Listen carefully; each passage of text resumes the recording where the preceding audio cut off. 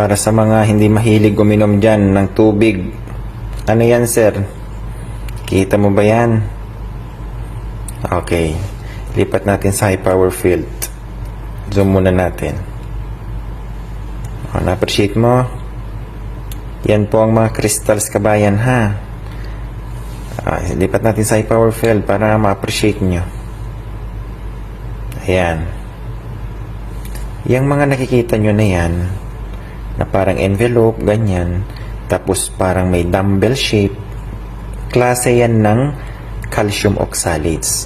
Dalawa, monohydrate at saka dihydrate. Yung pasyente pumunta dito, hindi maituwid ang kanyang sikmura, yung nakatagilid lang siya. Bakit? Sabi ko ganyan, sobrang sakit daw ng tagiliran. Ano bang nangyari? Baka ito ni siguro yung hindi ko masyadong pag-inom ng tubig. O pasyente po mismo nagsabi niyan, ha?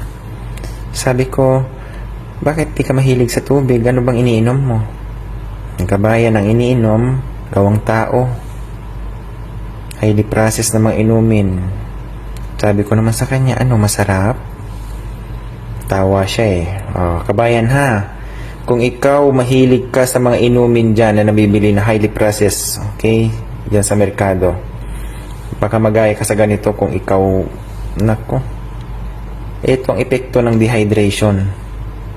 Kulang na kulang ka sa tubig, mahilig ka sa inuming carbonated. Tapos mahilig ka ba din sa pagkaing matataas sa mga calcium, mga ganyan, matataas ang oxalates, high salts, ito ang epekto. Okay, so hinay-hinay po, ha, isang awareness lang po ito na naway huwag nyong pamarisan, naway huwag gayahin, dahil pag ito naging kumpul-kumpul ay talagang mahirap ito, kabayan, na magiging bato sa bato. Katakot-takot na mga gastos yan, kabayan. Imbes na tubig lang inumin mo, napakamura, minsan libre pa, tapos hinayaan mong uminom ng mga ganyan. Yung maliliit na yan na bilog-bilog, dugo po yan, kabayan, ha? Kumakayod na. Ayan, no? Sana ma-appreciate nyo yung sinasabi kong parang dumbbell.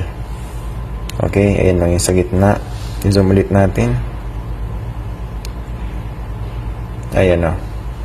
Yung nandyan sa gitna na yan, na parang dumbbell. Tapos yung parang envelope na to, ito. Isipin mo ito, sobrang tigas yan na namumuo sa inyong bato. Ay talagang mamimilipit ka. Tapos ganyan pa kadami yung mga dugo na nilalabas mo. Siyempre kumakayod na yan. Kaya nagkakaroon ng maraming dugo sa ihi. Sobrang dami niyan, oh. Punong-puno ng mga nakakristal. Kaya paalala po, ha, kabayan. Tangkilikin po natin ang binigay sa atin, pinagkalob sa atin ng Diyos na inumin kahit walang lasa yan. Okay? Walang iba kundi yung tubig.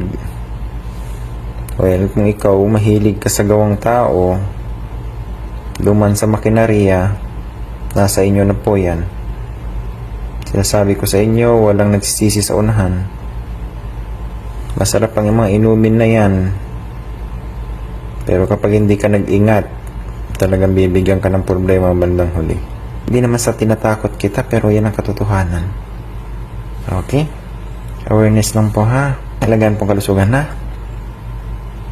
God bless everyone. Bye-bye.